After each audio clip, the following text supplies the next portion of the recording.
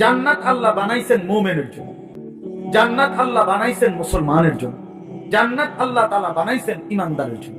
কোন কাফের বেঈমান মুশরিক, কোন নাস্তিক মুরতাদ, আল্লাহর অবাধ্য পাপী নাফরমান পৃথিবীর সবগুলো ভালো কাজও যদি করে, ঈমান না থাকলে খোদার কসম আখিরাতে এক ঢোক পানিও মিলবে না, এক লোকমা খাবারও মিলবে না, সুখের এক বিন্দু চিহ্নও পাবে না, কোনদিন মুখে একবারের জন্য হাসিও ফুটবে না।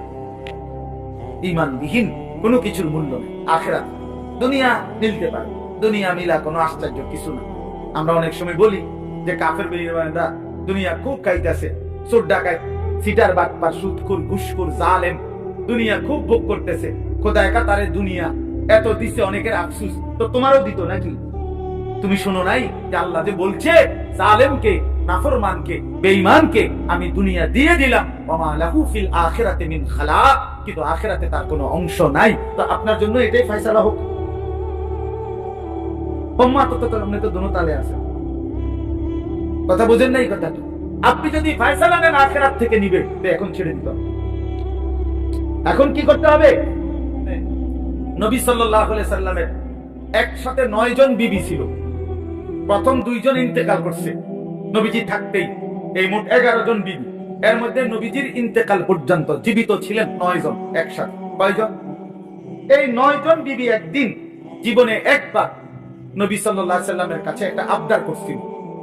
সবাই সম্মিলিতভাবে হযরত আয়েশা রাদিয়াল্লাহু তাআলা আনহার মাধ্যমে, নবীজির অন্যতম একজন প্রিয়তমা স্ত্রী ছিল আয়েশা, নবীজি যাকে খুব বেশি পছন্দ করতেন, ভালোবাসতেন।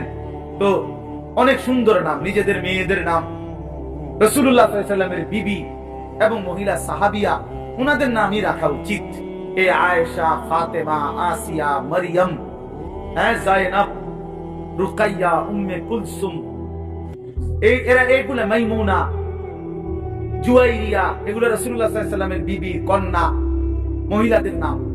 এটাই আসলে আপনাদের মেয়েদের নাম। এগুলো পুরান হয় না, এগুলো ওনার পুরান নাম, নতুন নাম রাখো। নতুন নাম, নতুন কি নাম? বিউটি, সুইটি, লিফি, পলি, পলি, পলিটিন, বালতি, লোডা, বদনা, এগুলো বাজে নাম। এগুলোর কোনো অর্থ নাই, এগুলোর কোনো অর্থ নাই। নাম গুরুত্বপূর্ণ। শুনেন, রাসূলুল্লাহ সাল্লাল্লাহু আলাইহি ওয়াসাল্লাম বলছেন, কোন বাচ্চা জন্মের পরে তার বাবা মার কাছে তার একটা হক, অধিকার, তার প্রাপ্য, আইয়ুহসিনা ইসমাহু, তার একটা সুন্দর নাম রাখা। এটা যেই মুসলমান বাবা মা তার সন্তানের কোরআন সম্মত, সুন্নাহ সম্মত, ইসলামী অর্থবহ কোন নাম রাখে নাই, সে কিন্তু তার সন্তানের হক নষ্ট করছে। এটার জন্য হাসরের ময়দানে জবাবদিহি করতে হবে। আর বান্দার হক বান্দা মাফ না করলে আল্লাহ মাফ করে না। এটা বান্দা, ওই আমনের পোলা কিন্তু একটা মানুষ, আপনি তার হক নষ্ট করছেন, আপনার জবাবদিহি করতে। যেই মা বাবা তার ছেলে মেয়েকে ছোটবেলায় আল্লাহর কোরআন শিখায় নাই, দ্বীন শিখায় নাই, সে তার হক নষ্ট করছে। আল্লাহর কসম, এই হক কেন নষ্ট করলো? এই সন্তান হাসরের ময়দানে ওই বাবা মাকে জিজ্ঞেস করবে আল্লাহ পাকের সামনে। যদি জবাব দিতে না পারে বাবা মা, আর পারবেও না, কি জবাব দিবে? কি জবাব দিবে? পারবে না জবাব দিতে। অতএব সেই মা বাপ ওই সন্তানের হাতে হাসরের মাঠে চূড়ান্ত বেইজ্জতি হবে। কি বেইজ্জতি হবে? কি বেইজ্জতিটা? কি বেইজ্জতি হলো ওই মা বাপকে পায়ের নিচে ফালাইয়া সন্তান নিজের পাও দিয়া বাপ মার ঘাড়ে কান্দে মুড়া দিয়া এরপরে জাহান্নামে যাবে। এটা কোরআন শরীফ। ওই সন্তান বলবে, আজকে হাসরের ময়দানে আমি আমার বাবা মারে বেইজ্জতি কইরা তারপরে কবরে যাব, জাহান্নামে যাব। কেমনে ছেড়ে দিলেন ছেলে? পোলাগা এক ওয়াক্ত নামাজ পড়ে না, ওরা মাতে না, ওরা বন খায়, বিড়ি খায়। 16 বছরের 18 বছরের দামরা কোনদিন ফজরের নামাজ পড়ে না, এমন হাইওয়ানের জন্য এবারে বইয়া বইয়া বিদেশে টেয়া মিলায়, সুদে টাকা নেয়, কিস্তিতে টাকা নেয়। কি তা কি বুঝাইতে চান?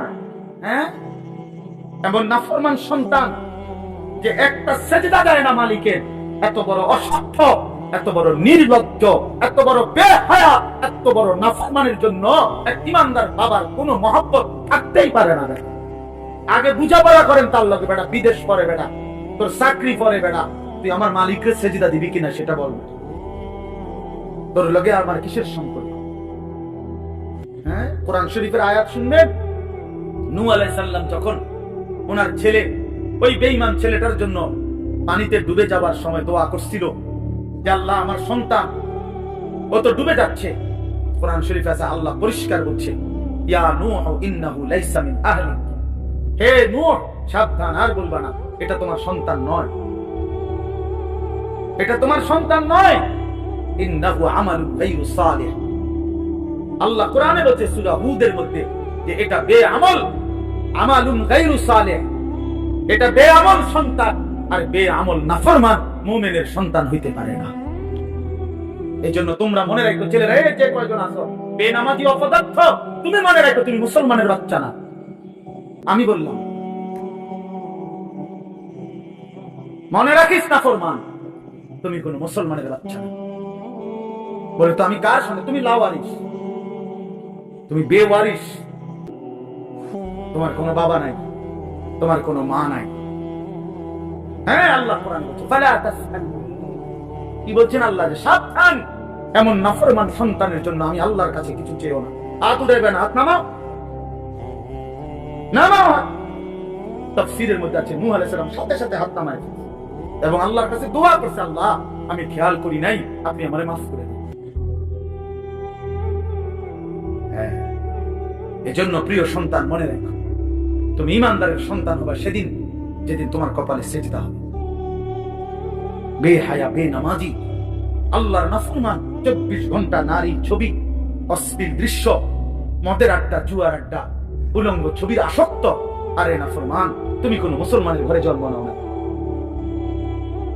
তোমার কোনো পরিচয় নেই, তোমার কোনো আত্মমর্যাদা নাই, আত্মসম্মান নাই। এই জন্য বললাম আল্লাহ তাআলা বলছেন বান্দা আমার মাকসাদ তোমার আমি মুত্তাকি বানাবো, আমি তোমার জান্নাত দেব। জান্নাত বানানোই হয়েছে মুমিনদের জন্য। কার জন্য? আখিরাত তৈরি করা হয়েছে মুমিনের জন্য, আমাদের জন্য জান্নাত, ঈমানদারের জন্য জান্নাত। অতএব লাআল্লাকুম তাত্তাকুন, আল্লাহ তাআলা বলেন ঈমানদার আমি আল্লাহ তোমাদেরকে রমজানের রোজার মাধ্যমে মুত্তাকি বানাবো। আর মুত্তাকি কেন বানাবো? মুত্তাকি হলেই জান্নাতি। ওয়াইদ্দাত লিল মুত্তাকিন, আল্লাহ বলে জান্নাত বানানোই হয়েছে মুত্তাকিদের জন্য। কার জন্য?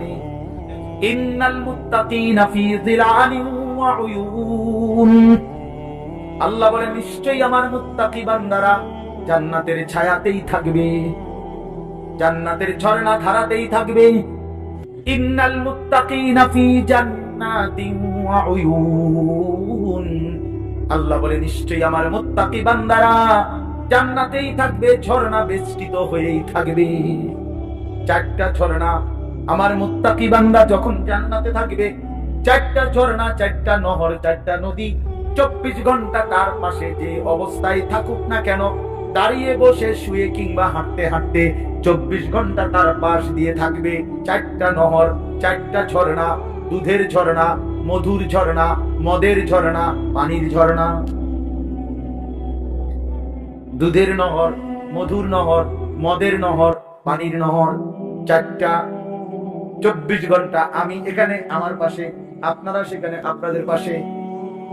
এটা তাফসীরে আছে। মানে একটা তো হলো ওখানে মনে করেন ট্যাপ লাগাই রাখছে 4টা, এই যে এটা দুধের ট্যাপ, ওটা লাগাইছে মধু, ওটা মদ, ওটা পানি, যারে লাগবো ফেনতে নিতে চাইবেন, কোনো সময় বন্ধ হবে না।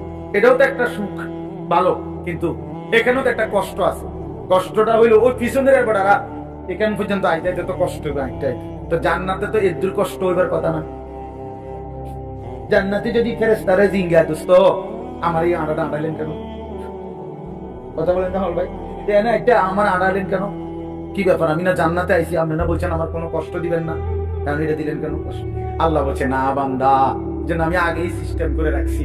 24 ঘন্টা তুমি বান্দা যখন যাবে, তুমি খাটে থাকো, তুমি বিছনায় থাকো, তুমি সোফাতে থাকো, তুমি হাঁটতে থাকো, তুমি নিচে থাকো কিংবা উপরে থাকো, তুমি থাকবা যেখানে তোমার পাশে এই 4টা নহর বইতে থাকবে সেখানে। তুমি এনে একজন হেঁটে হেনে যাও লাগবে। সুবহানাল্লাহ, এইটার কয় কি জান্নাতিন তাজরি মিন তাহতিহাল আনহার, 4টা ঝর্ণা। সুবহানাল্লাহ, সুবহান, 4টি ঝর্ণা বইতে থাকবে। চারটি ঝর্ণা বইতে, চারটি ঝর্ণা বইতে। হ্যাঁ, আল্লাহ এজন্য ইন্নাল আবরার লাফি নাঈম, আল্লাহ বলছে আমার নেককার মুত্তাকি বান্দারা জান্নাতের নিয়ামতে ভরপুর থাকবে। আমি সেদিন কিতাবে পড়লাম, হাসান বসরি রাহমাতুল্লাহি আলাইহি বিশ্ববিখ্যাত বুজুর্গ ছিল। এই ছেলেরা শোনো বাবা, আমি নিজে কিতাবে পড়ছি। উনি বলছেন, উনি যখনই কোনো যুবক দেখতেন, তো ওই কিতাবে লিখছে উনি যুবকদেরকে দেখলেই ডাক দিয়ে বলতেন, আমা তাশতাকুনা ইলাল হুরিল আইন, এই নওজোয়ান, জান্নাতের অসংখ্য অগণিত ডাগর ডাগর চোখ বিশিষ্ট সুন্দর সুদর্শনা সুনয়না জান্নাতি হুরের জন্য তোমার দিল চায় না? আমা তাশতাকুন, শৌক, তোমার আগ্রহ হয় না?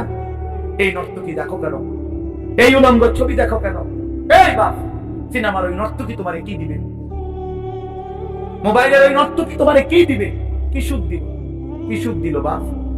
চরিত্র নষ্ট করা ছাড়া, যৌবন নষ্ট করা ছাড়া, নিজের হাতকে গুনার কাজে ব্যবহার করা ছাড়া, নিজের লজ্জাস্থানটাকে নষ্ট করা ছাড়া, নিজের কোমরের ক্ষমতাটা নষ্ট করা ছাড়া, নিজের যৌবনের শক্তিটা নষ্ট করা ছাড়া ওই নারী ছবি, ওই উলঙ্গ দৃশ্য, ওই বেহায়া বেপর্দা অসভ্য নর্তকী আর কি দিছে বাস?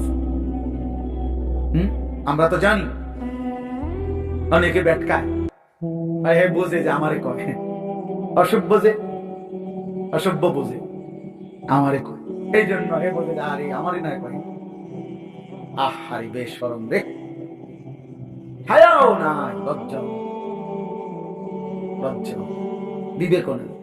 ইজা লাম তাস্তাহি ফাসনা মা শি'তা। এজন্য আল্লাহর নবী সাল্লাল্লাহু আলাইহি ওয়াসাল্লাম বলেন, যখন লজ্জা নাই কিছুই নেই, যা মন চায় তাই কর, কারণ তুমি তো শরমে নাই। একজনে বলছে যে, উদাহরণ দিতে গিয়া, যে নিজেই নিজের লুঙ্গি আলগি দিয়া মুখ ডাক্কা লাইছে, এবার পেশাব পায়খানা করতেছে। এর কথা হলো আমি তো দেখি না কেন, বাহ, তাই আমি তো সারা দুনিয়া দেখলে আমার সমস্যা কি? এবার নিচে দিয়ে সবাই দেখলে আমার সমস্যা কি? এই বেশরম যারা চরিত্রহীন, এদের হালাত এই সমস্ত দেখবেন মহল্লার যেসব ছেলে নামাজ পড়ে না, রোজা রাখে না, পাক পবিত্রতার কোনো ধার ধারে না, এবং মদ জুয়া নেশা নারী ছবি অসৎ বন্ধুদের আড্ডায় যেগুলো ব্যস্ত থাকে, এদের কোনো লজ্জা শরম নাই। যার ফলে কে দেখে, কি বাবা দেখে না, দাদা দেখে না, গ্রামের বয়স্করা দেখে নাকি কোনো আলেম ওলামা দেখে, নাকি কোনো মা বোন দেখে, কোনো তার কোনো সমস্যা নাই। কারণ আমি তো প্রথমেই সিদ্ধান্ত নিয়েছি আমার কোনো শরম নাই, এবারে দেখলে কি না দেখলে কি, আমি তো লুঙ্গি আলগি দিয়ে রাখছি। এই জন্য এই যে আপনার এটা জরুরি বিষয়, এটা বুঝা উচিত। এই হায়া লজ্জা বুঝা উচিত। প্রিয় ভাই, বুঝতে শিখো। আমি হয়তো শক্ত বলি, আমি একটু কঠোর বলি আর কি, কিন্তু বাস্তবতা হলো তোমার ইনসাফ কি বল, তোমার বিবেক কি বল, ইনসাফ কি বল। এই জন্য আল্লাহ তাআলা বলেন, বান্দা আমি তোমার ওয়াদা দিলাম। দেখেন আল্লাহ তাআলা বলতে চায় এটা, বান্দা আমি যে কোনো মূল্যে তোমারে জান্নাত দিতে চাই। তুমি না আমার মুমিন বান্দা, ঠিক আছে, সুখ আসবে না। আল্লাহ আমাদেরকে তৌফিক দান করেন, আল্লাহ আমাদেরকে বুঝ দান করেন। আপনাদের কাছে আমার দুইটা অনুরোধ, 2 মিনিটে। একটা অনুরোধ হলো, এই মসজিদটা, এটা মসজিদের জায়গা, মসজিদ করা হবে এখানে ইনশাআল্লাহ। পাশেই ছোট্ট টিনের ঘরের মসজিদটা, আমি অনেক দিন এখানে ইসলামী মাহফিলে আসছি। আপনাদের কাছে আমার একেবারে হাত জোড় করে বিনীত অনুরোধ, সবাই মিলে আমরা যদি একটু আন্তরিকভাবে এই মসজিদের জন্য সহযোগিতা করি, ইনশাআল্লাহ আমাদের বরকত হবে। দেখেন, আল্লাহর ঘর মসজিদের জন্য আপনাদের কাছে চাইছি, এই মসজিদের এই দান আখিরাতে আপনার জন্য নাজাতের ফয়সালা নিয়ে আসবে ইনশাআল্লাহ। এই জন্য দয়া করে এই একটা আবদার হলো, প্রত্যেকে ইনশাআল্লাহ ভালোবাসা এবং মহব্বতে, হুজুর আসছেন এক্ষুনি বয়ান করবেন, আমাদের পরম শ্রদ্ধেয়, আপনাদের কাছে উঠাউঠি করেন না, মেহেরবানি করে হযরত আপনাদের জন্য অল্প সময় বয়ান করে দোয়া করবেন। অনেক শ্রদ্ধেয় আল্লাহ ওয়ালা বুজুর্গ মানুষ, আপনাদের কাছে আমি অনুরোধ করছি, আপনারা উঠাউঠি না করে, ছেলেরা বাপ, তোমাদের কাছে আমার বিনীত অনুরোধ, প্রিয় ভাই, তোমরা আমি জানি আমগরে মহব্বত করো, আমি মহব্বতের দাবিতে বললাম, কেউ উঠাউঠি না করে সবাই মনোযোগ দিয়ে বসেন। আর 2 মিনিট প্রত্যেকে ইনশাআল্লাহ একটু পকেটে হাত দিলে 2-4 জন ভাই উঠে আপনারা নেন, আর পরে দিবেন 10,000, 5,000, 2,000, 1,000 টাকা, 20,000 টাকা, যেটুকুই হোক মেহেরবানি করে পরে দিবেন।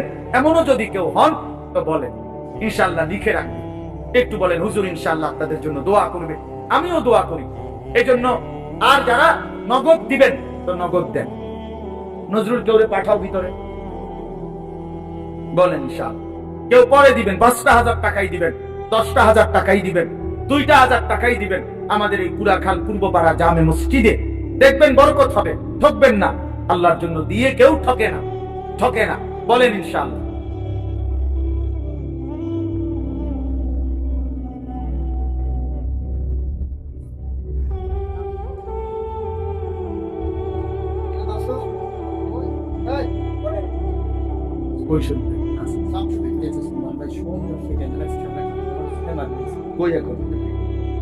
আমরা শরীফ ভাই তারা কই?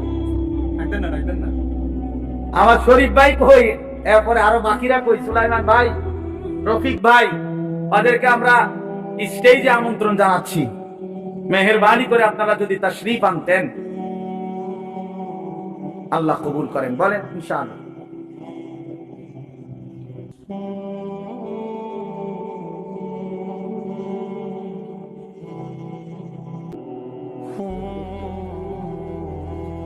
মোহাম্মদ শহীদুল্লাহ ৫,০০০ টাকা। এটা কত? ২০,০০০ টাকা আজি আব্দুল মুমিন ২০,০০০ টাকা নগদ। আল্লাহ কবুল করেন, মাশাআল্লাহ, আল্লাহ কবুল। শহীদুল্লাহ আড়াইবাড়ি ৫,০০০। আজি শহীদুল্লাহ আড়াইবাড়ি ৫,০০০ টাকা, আল্লাহ কবুল করেন, মাশাআল্লাহ। দেন আলম ভুইয়া রাধানগর ৫,০০০ টাকা। তারপর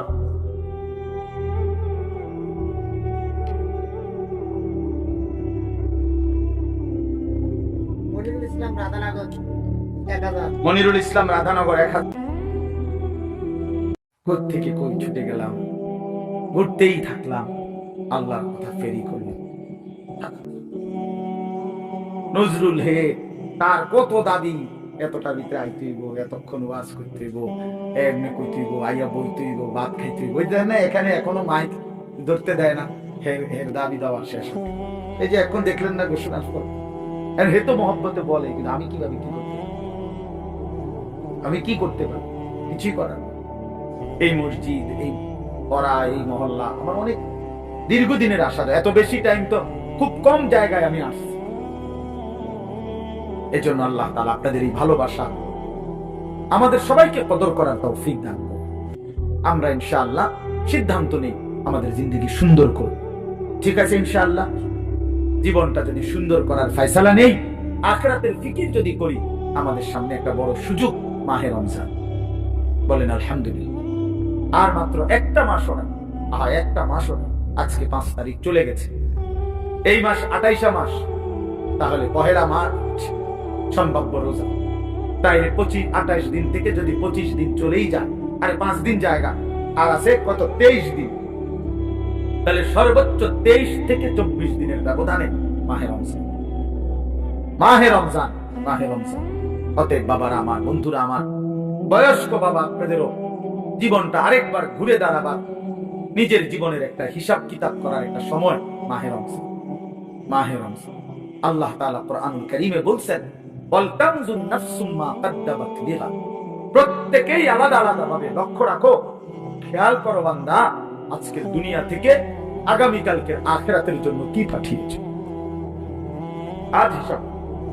আল্লাহর নবী সাল্লাল্লাহু আলাইহি ওয়াসাল্লাম বলেন, আল কাইয়িসু মান দানা নাফসাহু ওয়া আমিলা লিমা বা'দাল মাউত। প্রিয় ভাই, শোনো ভাই, নবী সাল্লাল্লাহু আলাইহি ওয়াসাল্লাম বলেন, বুদ্ধিমান সে যে তার নিজের হিসাব করে এবং মৃত্যু পরবর্তীর জন্য আমল করে, সে বুদ্ধিমান। কোন নাফরমানকে তো দুনিয়া থাকতে দেয় নাই বাবা, শুধু শুধু আল্লাহকে নারাজ করে কি লাভ? নামাজ ছেড়ে দিয়ে আলাদা বেনিফিট কি? সুদ খাইয়া অভাব মিটে গেছে কার? কিস্তি লইয়া প্রয়োজন শেষ হয়েছে কার? আমি তো জিগাইছি বহু জনের, বহু মানুষের। আমি তো ব্যক্তিগত ভাবে কত মানুষের এখন না একটু বেশি ব্যস্ত। আগে তো আমি এই রাত্রে বিরাতে চা দোকানদারের লোকে বইতাম, কথা কইতাম, রাতের 1টা বাজে 1:30টা বাজে মাহফিল থেকে আসার সময় কত মানুষের লোকে কথা বলতাম, শুনতাম, জিগাইতাম। কই কারো তো কিস্তি চলে 4টা 6টা, অভাব তো যায় না। আজকের বাজার তো শেষ হয়ে গেছে রাত হইতে, তো কালকে তো আবার বাজার করণ লাগবে, তো প্রয়োজন শেষ হইলো কই? কথা বলেন না। সোফা তো বানাইছেন ঠিক আছে, কিন্তু বছর খানিকের মাথার তো বার্নিশ উঠে গেছে, কালা কালা দেখা যায় যে এটা তো এখন বার্নিশ করা দরকার, তো প্রয়োজন শেষ হইলো কই? দরজা তো প্লাস্টিকের লাগাইছিলেন বাথরুমে, 6 মাসের মাথা তো সিটকারি হয়ে গেছে, এন্ডে কুদুর ভাঙিয়ে গেছে, প্রয়োজন শেষ হলো কোথায়? বলেন বাবা, প্রয়োজন শেষ হলো কোথায়? কই কোন প্রয়োজনটা, কোন জিনিসটা অক্ষয় হয়ে গেল? না, এমন নয়। হযরত মাওলানা তারেক জামিল সাহেব বলেন, যারা পৃথিবী বিখ্যাত দাওয়াত ও তাবলীগের অন্যতম একজন মুরব্বী, উনি বলছেন যে তুমি যদি মাটিতে, ইঞ্জিনিয়ার এনা বলছে মাটি ভালো মজবুত, আপনি এখানে 10 তলা বিল্ডিং করতে পারবেন, বিল্ডিং মজবুত হবে, মাটি মজবুত, মাটির ফাইলিং করতে পারবেন, সয়েল টেস্ট রিপোর্টে মাটি ভালো আসছে, মজবুত। কিন্তু উনি বলে আপনি নিজে মাটির একটাবার জিজ্ঞাসা করেন না যে তুমি মজবুত কিনা, তুমি স্থায়ী কিনা। উনি বলে আল্লাহর কসম, যদি বিবেক থাকে, কান থাকে, তাহলে মাটি আপনাকে চিৎকার করে বলবে, এই বন্ধু তুই ভরসা করিল না আমার উপরে, আমি মাটি থাকবো না রে, আমি মাটি থাকবো না, আমি মাটি থাকবো না। ইসরাফিল ফু দিলে ইদা রাজ্জাতিল আরদু রাজ্জা, আল্লাহ বলছে জমিনের মাটি রেজা রেজা, পাউডার পাউডার হয়ে ছিন্ন ভিন্ন হয়েছে। ইজাস সামাউন ফাতারাত, রব্বুল আলামিন বলে আসমান ভেঙে ভেঙে চুরচুর হয়ে পড়বে, ভাঙতেছে। একটা 10 তলা গ্লাস ওয়ালা বিল্ডিং যদি ভাঙে, সবগুলো গ্লাস কি পরিমাণ আওয়াজ হবে বলেন? কিন্তু এত বড় আসমান যদি ভেঙে পড়ে, চুরচুর করে ভাঙতে থাকে, তাইলে কি পরিমাণ আওয়াজ হবে? এজন্য রব্বুল আলামিন বলেন আল কারিয়াতু মাল কারিয়া, সেই বিকট ধ্বনি। আল্লাহ বলেন বন্ধু আপনি জানেন কি বিকট সেই ধ্বনিটা কি? সেটা কিয়ামতের ধ্বনি। এই পৃথিবীর সবচেয়ে ভয়ঙ্কর ভয়ানক আওয়াজ হবে সেদিন ইসরাফিল ফু দিবে যেদিন। সেদিন আসমান ভাঙবে, সেদিন পাহাড়গুলো উড়বে, খাল বিল নদী নালার সব পানিগুলো টকবক করে উতরাইতে উতরাইতে শুকিয়ে যাবে। ইযাস সামাউন ফাতারাত ওয়া ইদাল কাওয়াকিবু তাতারাত, কোটি কোটি তারকারাজি জমিনের মধ্যে খসে খসে পড়বে। আমার হযরত আল্লামা মুফতি মুশতাকুর নবী সাহেব বলে যে ভেবে দেখেন তো, আমরা এখানে নিরিবিলি এখন মনোযোগ দিয়ে বসে আছি, হঠাৎ করে এই যে লাইট গুলো, এই শুধু এই লাইটটি একটা একটা করে ঠাস ঠাস করে ফাটতেছে, ভাঙতেছে মনে করেন নিজে নিজে। আচ্ছা কি পরিমাণ দৌড় শুরু হইব? হ্যাঁ, কি এর প্রধান বক্তার, কি এর বিশেষ বক্তা, কথা বলেন না কেন? হ্যাঁ, বক্তা তো আর সুতার আগে দৌড় দিব। বক্তা কেউ আমার আরেকটা মাহফিল আছে, আমি আজকে মরে গেলে কালকের মাহফিল আমি বলে। তো এই কয়টা লাইট ভাঙলে যদি এমন হয়, তো কোটি কোটি তারকারাজি যখন জমিনে খসে পড়বে, কায়নাতের অবস্থা কি, পৃথিবীর অবস্থা কি হবে? এই জন্য বন্ধু আমার বাপ, মাহে রমজান আমাদের সামনে, মহান আল্লাহ পাক রব্বুল আলামিন আমাদের সামনে কোরআনুল কারীমের আমি যে আয়াতটা পড়েছি, সূরা বাকারা 183 নম্বর আয়াত। এই সূরার 5টা আয়াত, 183, 184, 185, 186, 187, এই 5টি আয়াতে আল্লাহ তাআলা সূরা বাকারায় রমজান, রোজা এবং রোজার গুরুত্ব বৈশিষ্ট্যের উপরে আল্লাহ তাআলা অত্যন্ত গুরুত্বপূর্ণ মৌলিক কথা কোরআনে বলেছে এই 5 আয়াত। এজন্য যদি কারো সুযোগ হয়, বিবেক হয়, যদি কারো রমজানের কদর মনে হয়, এই 5টা আয়াতের বাংলা তরজমা এবং সংক্ষিপ্ত ব্যাখ্যা পড়ে নিন। তাফসীরে মাআরিফুল কোরআন আছে অনেকের কাছে, এখান থেকে পড়লেন। তাফসীরে তাওজিহুল কোরআন আছে, কিনতে পাওয়া যায় বাংলায়, পড়ে নিয়েন। অথবা আপনার মহল্লার কোন মসজিদের ইমাম সাহেব, আলেম সাহেবকে জিজ্ঞেস কইরা আপনি কমপক্ষে এই 5টা আয়াত যদি শুনে নেন, বরকত হবে। কোরআন শরীফে আল্লাহ তাআলা বলেছেন 5টা আয়াতের ধারাবাহিকভাবে সূরা বাকারার 183 নম্বর আয়াত থেকে 185-87 এই 5টি আয়াতের মধ্যে আল্লাহ তাআলা মাহে রমজানের উপরে অত্যন্ত গুরুত্বপূর্ণ কথা বলেছেন, বিস্তারিত কথা বলে দিয়েছেন। আর এই সবটা কথার মধ্যে একটা আশ্চর্য কথা, কোরআন শরীফের এই সূরা বাকারার একটা আজীব জিনিস শুনেন, দেখাইতেছি।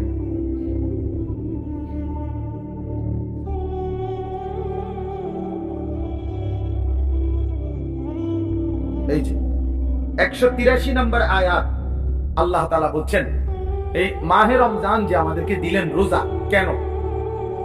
প্রথম যে 5টা আয়াতের প্রথম আয়াত হলো 183। এখানে আল্লাহ বলছেন লাআল্লাকুম তাত্তাকুন, কেন রোজা দিলাম, কেন রমজান দিলাম, উদ্দেশ্য আমি আল্লাহর একটাই, যেন তোমরা সকলেই মুত্তাকি হতে পারো। কি হতে পারো? মুত্তাকি মানে কি? মুত্তাকি মানে দুই জিনিস, যে সমস্ত গুনাহ ত্যাগ করে আল্লাহ পাকের সব হুকুম পালন করে, তারই বলে মুত্তাকি, যে আল্লাহকে প্রতিনিয়ত ভয় করে। তো আল্লাহ তাআলা বলেন এই মুত্তাকি আমি এক রমজানের মধ্যে 30 দিনেই তোমাকে বানিয়ে দেব। দেখেন 5 নম্বর আয়াত, মানে যেখানে গিয়ে কথাটা শেষ করছে 187 নম্বর আয়াতে 5টা আয়াত বললাম না, তো প্রথম আয়াতেও কথা বলছে লাআল্লাকুম তাত্তাকুন, আবার 5 নম্বর আয়াত 187 নম্বর আয়াতের লাস্টেও আল্লাহ তাআলা আবার বলছে কাযালিকা ইউবাইয়িনুল্লাহু আয়াতিহি লিন-নাস। আল্লাহ বলেন শোনো, আমি আল্লাহ আমার বান্দাদের জন্য মাহে রমজান সম্পর্কিত বিষয়গুলো স্পষ্টভাবে বলে দিলাম। কেন? লাআল্লাহুম ইয়াত্তাকুন, ওই একই কথা, যেন তারা মুত্তাকি হইতে পারে। এক কথা আবার বলছে, একবার প্রথমও বলছে তোমাদেরকে রোজা দিয়ে রমজান দিয়ে আমার উদ্দেশ্য তোমরা যেন মুত্তাকি হতে পারো। আবার বলছে দেখো 5টা আয়াতে রমজানের বিস্তারিত যাবতীয় কথা আমি আল্লাহ বলে দিলাম। যদি বলি এত বিস্তারিত বললেন কেন? আল্লাহ বলে ওই আগের উদ্দেশ্য লাআল্লাহুম ইয়াত্তাকুন, যেন আমার বান্দারা মুত্তাকি হইতে পারে। এখন আসেন, একজন মুমিনের জীবনে সবচেয়ে বড় ডিউটি হলো তাকওয়া। আমরা ঈমানদার, আমরা মুমিন, আমরা মুসলমান। এই মুসলমান তো আমাদের একটা পরিচয়, আর জান্নাত আমাদের জন্য।